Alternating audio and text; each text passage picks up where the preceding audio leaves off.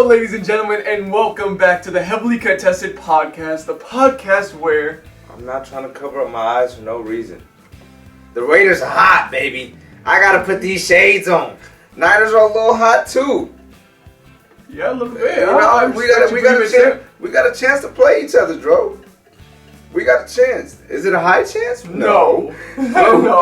No. We got a chance to play each other. So I like that. You know, I just told you before, but I wouldn't have expected both of our teams to have made it to the playoffs. Man. With the way things were looking for both of us at a point. Mm-hmm. There was a point where the Raiders were up high and the Niners were down low, and then it's literally it flipped around, and now here we both are, both kind of getting to a point where we're getting a little red hot going into the playoffs now as wildcard teams. You guys are 10-7 too, right? We are, same record. Same exact record. I just want to say, too, that Travis was talking smack about the Niners the whole season just to end up with the same record. But But that's just because, we started out great. I knew we was going to be good. You guys, Did you? You guys, Did I was you? like, y'all look kind of trash. But, you eventually came up to our level. Your level? Yeah, so. I think you kind of went down a little bit. Nah, but. Alright. You know what? That's enough of this. Either way, what we predicted, probably one of the greatest weeks of the season this year. It was definitely a great week 18. And what happened was, it actually, as it turns out, the Niners and the Raiders both had the best games that week as well. Yes. Now, for context, there was a lot that happened, and we're not going to go super deep into these games. Just, let's go with the dud of the week. Just the disappointment. Colts. The Colts. Yeah, I already knew. Now, people who consistently stayed with the show know, I have said from the beginning, even when the Colts are 0-3, better than the record shows, but they're not. They're better than the record shows.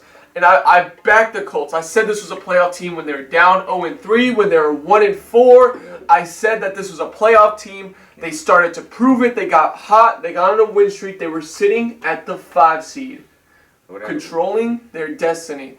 What happened was that the Colts lose a game to the Raiders at home. Okay. Now, the Raiders are red hot, and the Raiders have proved that they're playing much better now. Period. Okay, and you can't win every single one. All the Colts have to do is it's still in their hands. All you have to do is just beat Jacksonville. And Jacksonville is one of the worst teams in the league. The worst listed team in the league. Worst record in the league. Rookie quarterback.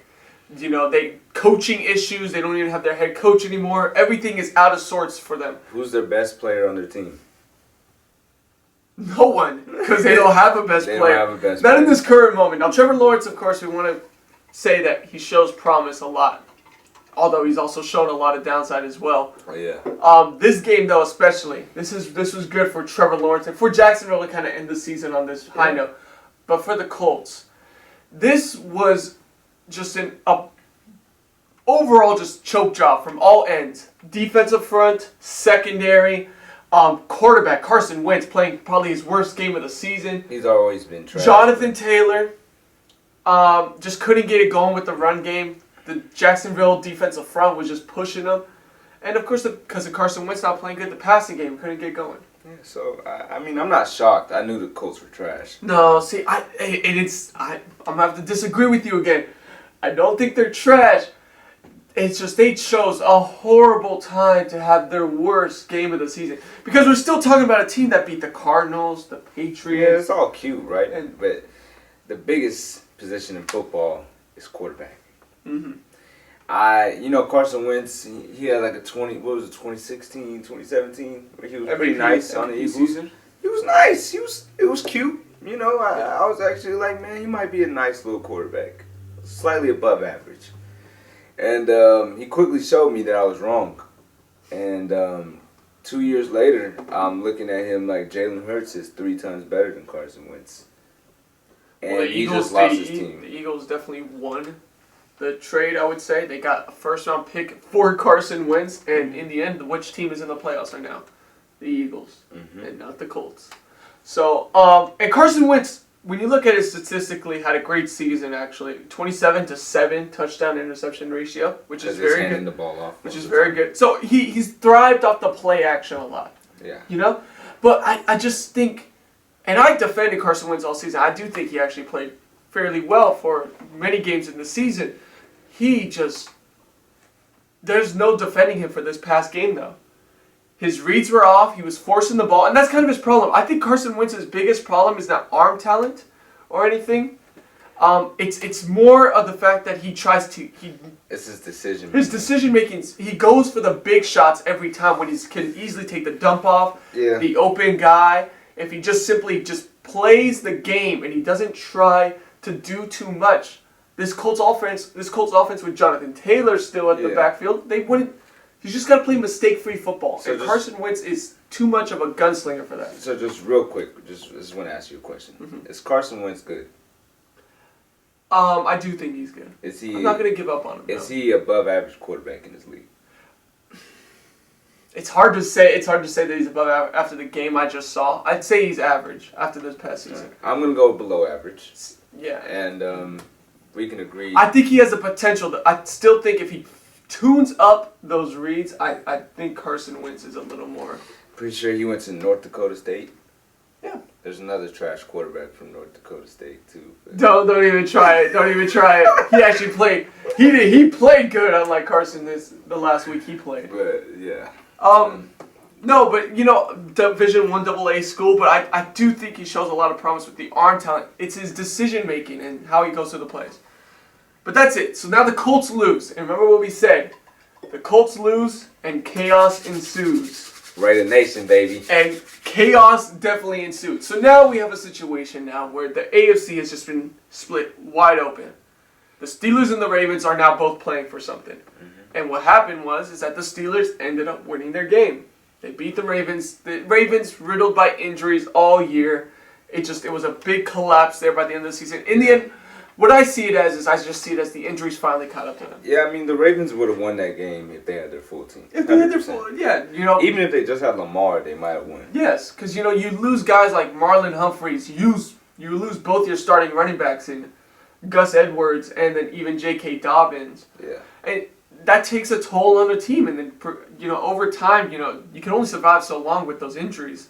So it finally caught up to them, and the Ravens have a lot to look forward to in the future. The future will be bright for them. Remember, we both predicted that if they'd been healthy, they probably would have been in the Super Bowl. They were both one of our Super Bowl team predictions, and I still expect them next year, if they're healthy, of course, to be a Super Bowl contender.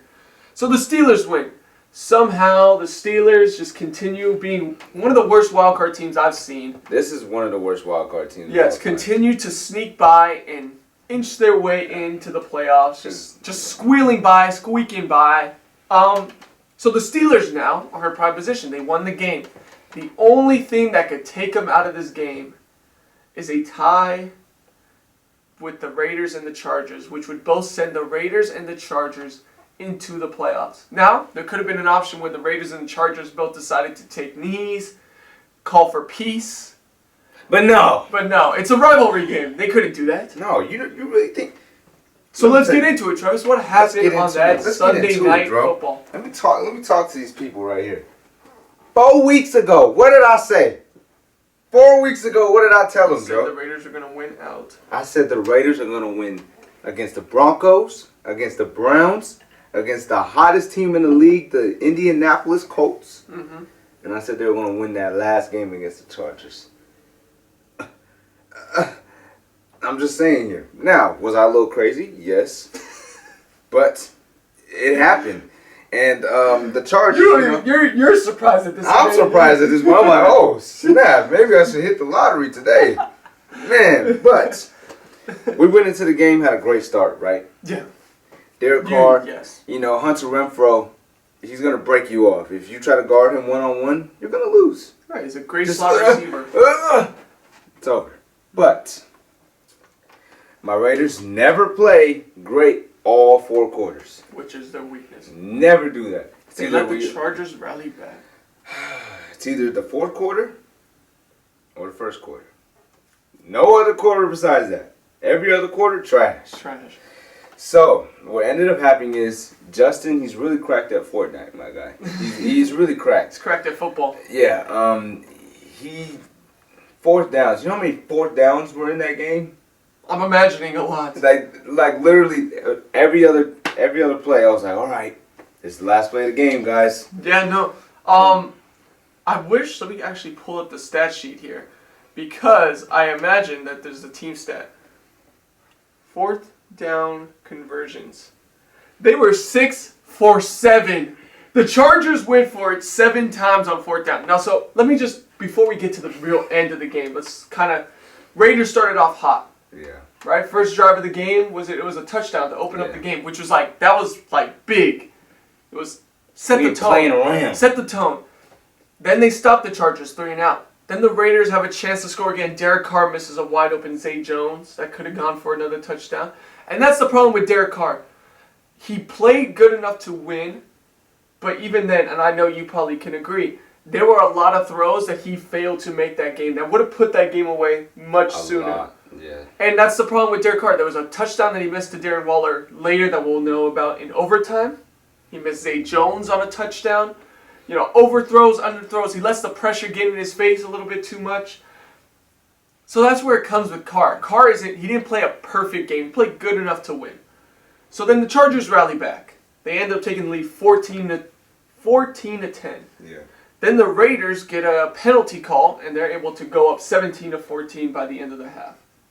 Then the Raiders score again, and then the Raiders are now in a position where they have full control of the Chargers' destiny. 2-touchdown lead with a 2-point conversion necessary as well, and they just picked off Justin Herbert. And now, here we go. The Chargers, with 5 minutes left, are driving down the field, still behind by 15 points. Justin Herbert converts a 4th and 22 touchdown pass, and then they get a stop on the Raiders.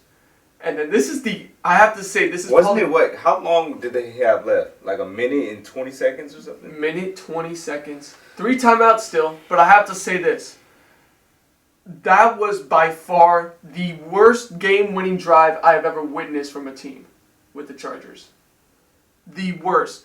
The problem was they were trying to go for too much on 1st down, 2nd down. All of a sudden, they put themselves in 3rd and 4th in long situations. And they just somehow continue to eke by, whether it be a penalty or they'd actually convert it.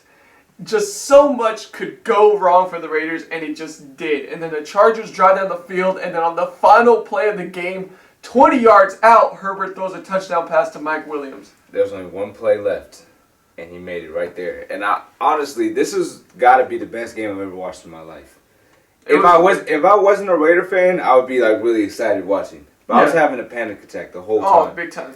I'm just like, oh, man. And I knew once we went to overtime, I was scared for the Raiders. I was like, yeah, we lost. I was scared for the momentum just sung to the Chargers. I was like, yeah, it's over. But the biggest thing that happened, biggest story of the entire game is it was coming down to it. Yeah. Both sides were starting to get injured. Both sides got a field goal. So now we're kind of late in overtime. Yeah, and now it's kind of like, man, like this tie, can we just do it? Because I don't want to die. You don't want to die. It literally felt like it was a war. It was too much chaos, and can we just go for a tie for peace? Settle a truce. Put up the white flag. And knowing the mindset that the Chargers had, I know they're like, no, the Raiders suck. So we're going to get this stop right here, and we're going to beat them, and they're not going to make the playoffs. I already know that was the mindset that they had. They had the mindset to win. The Raiders, on the other hand, were thinking, yeah, guys, we want to make it to the playoffs. Let's just make it together. Oh, that's how you want to be? You want to call timeout? There's a big rumor, the timeout call, which is really controversial. Brandon Staley called timeout, hoping that the Raiders would get stopped. Josh Jacobs, who had a great game. And the Chargers, and going against a horrible Chargers rush defense, which is one of the worst in the league. And also, there's one thing that I have to say. It felt like Justin Herbert was the only Charger. Him and Mike Williams felt like the only two putting in effort. Oh, they were the only ones doing anything. They were receivers walking back to the huddle. They were, after someone made a catch, I literally seen, instead of Keenan Allen throwing a block, he just started walking. He was exhausted. He was tired. Justin Herbert is over here getting face planted by Max Crosby every other play. He's dominating that right tackle. The O-line looks tired.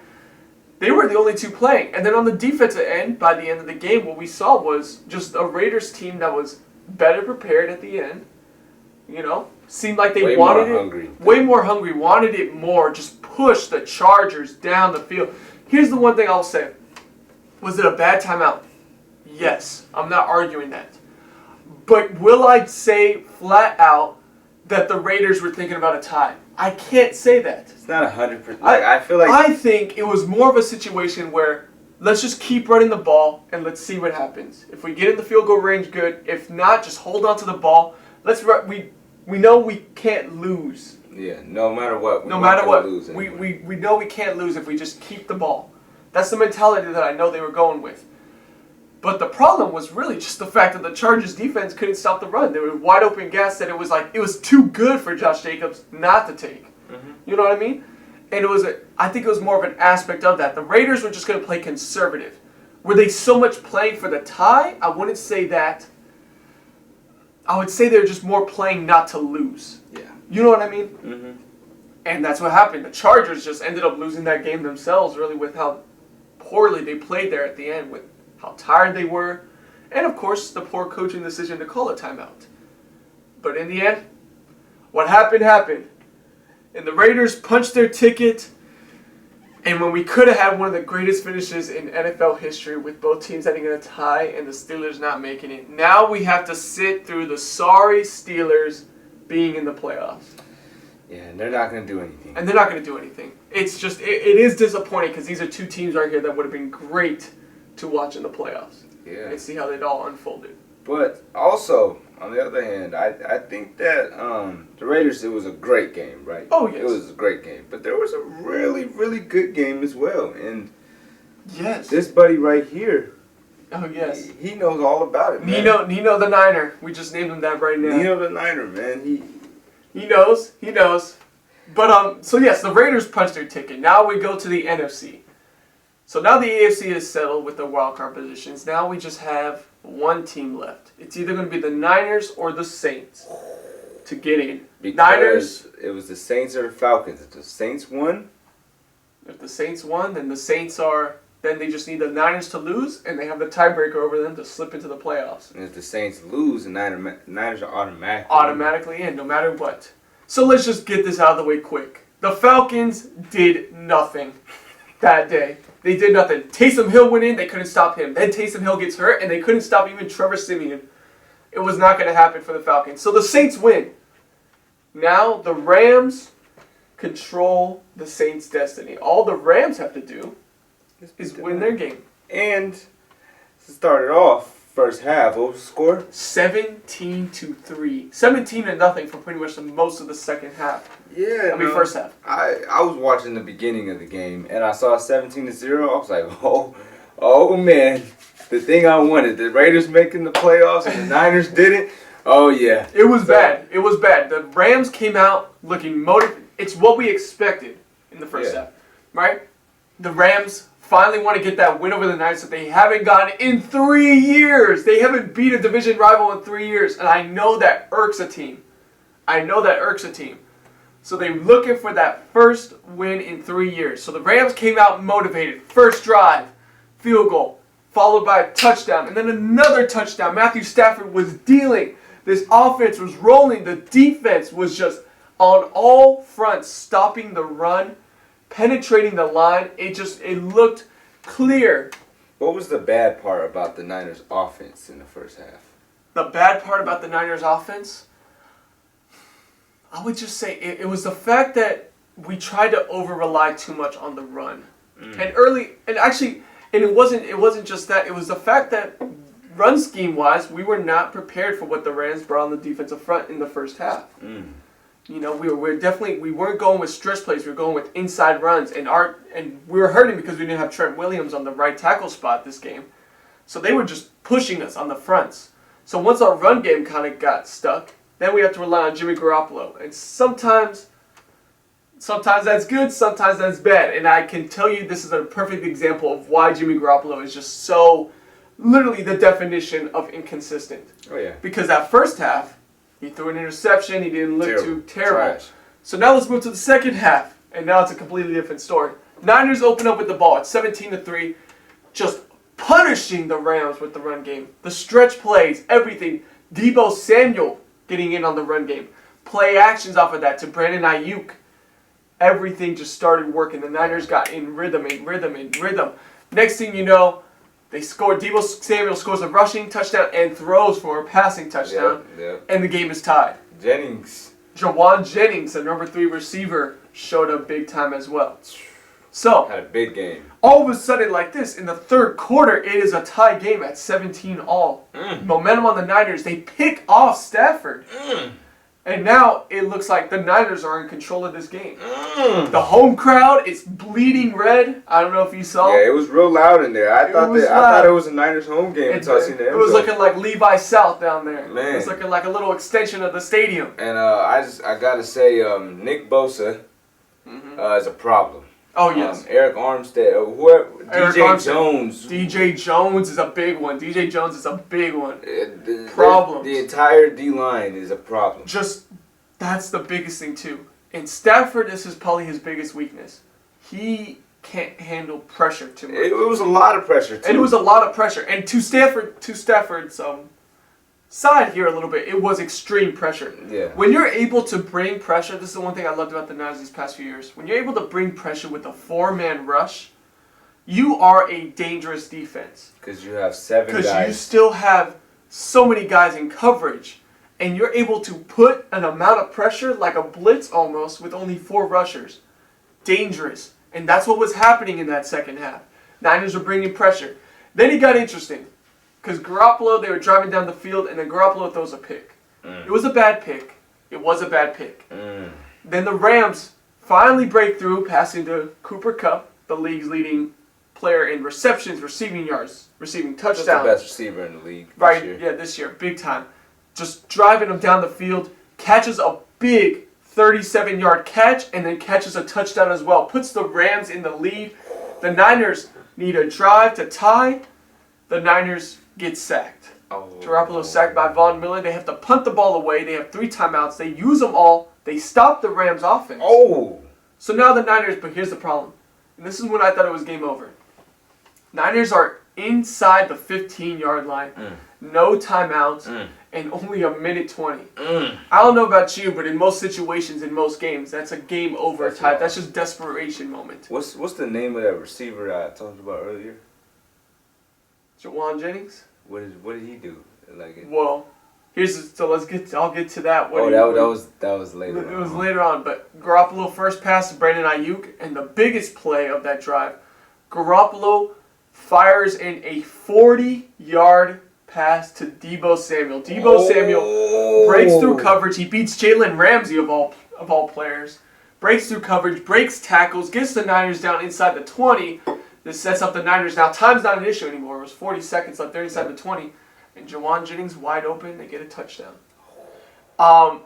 There's one thing I got to say about Garoppolo, and this is where the inconsistency comes in. He can play really bad early on, but I'll tell you what, and I've seen it a lot this year. When the Niners have needed a drive, he has come through. To his credit, I have to give him credit. He has come through on many big drives. Garoppolo came through on this one. This was no exception. This was no exception. What a drive by Jimmy Garoppolo. So now the Niners are taking it to overtime. They get the kick first, and then they get a field goal. Only a field goal, though. But then the defense comes through and finishes off. They pick off Matthew Stafford, and the Niners punch their ticket to the playoffs. I don't know who that DB was. Ambry Thomas. Who the hell is that? He's been a guy who's been getting burnt all year. He's a rookie, though. He's a rookie, so that's why I don't want to be too hard on him. But I'd be lying if I also said I haven't gotten upset at him. I've gotten upset at him a lot this season. Still, what I loved about this Niners team is that they showed that I wanted them to get in like this.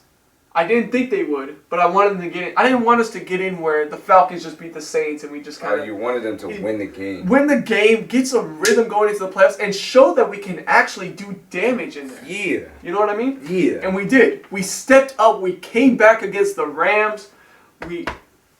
Every player just came in clutch. That was the game of the year for the Niners. Defensively, offensively, it was in rhythm, and it showed why the Niners can be dangerous. Because unlike other offenses, like, let's say, the Chiefs and a couple other ones, they're very gimmicky. You know, it's all about trickery, crossing routes, getting guys open. Niners ain't about that. And But the thing is about those offenses is that we've seen them be stopped before, Mm-hmm. like the Chiefs in the Super Bowl, right? If a defense figures out their scheme, it's easy for them to shut it down. The difference is it's harder to shut down a Niner offense like this because they just bully you. You know what they're gonna do. What can you do? What can you do? Because we just ran the ball 8 times straight on a drive, Yep. all the way down the field that ended in a touchdown. Yeah. You know what I mean? It's the Niners didn't care. We just know that we're gonna push you up the front. We know we have a better run scheme than you. It's the stretch concept. It's just without your best lineman too. without your best. It's a perfect Shanahan offense. We did it without the best lineman. It's just bully ball. We know we're bully you. Yeah. So this is what makes the Niners dangerous. I think it's got to be big props up to Kyle Shanahan Mm-hmm. because obviously they made huge adjustments at halftime Yeah. because they were. I thought the game was going to be like 40-7. They showed the adversity, and they showed the team's fight. You know, Yeah. and like how they mentally now see that's a comeback win that you like from a team, because now you feel like any deficit You can doesn't get back phase them. 17-0. That's a big thing right there. And now, what seed are the Niners at? We're sitting at the 6th seed, Okay. and this is funny, Travis. You know my household. You know me. The Niners. A rivalry renewed, as we might say. Oh man. And we'll get into the game predictions itself soon, but I just want to mention Niners, Cowboys. This is one of the as a Bay Area native, the Raiders and Cowboys is huge. Mm-hmm. That hasn't happened in a long time to where the Cowboys and the Raiders are both not trash. Mm-hmm. This year again, Niners and Cowboys are both not trash. So Historic rivalry. First matchup since 1995, where they met Troy Aikman, Troy Joe Aikman, Montana, Steve Deion Young. Sanders. And the thing is, too, is the Niners, in those 90s, they met 3 years in a row in the NFC Championship game. Crazy. And they've met in other previous NFC Championships and NFC playoffs before. This is a rivalry that spans all the way back to the beginning of the NFL. And now it's finally renewed with their first playoff matchup since the 90s.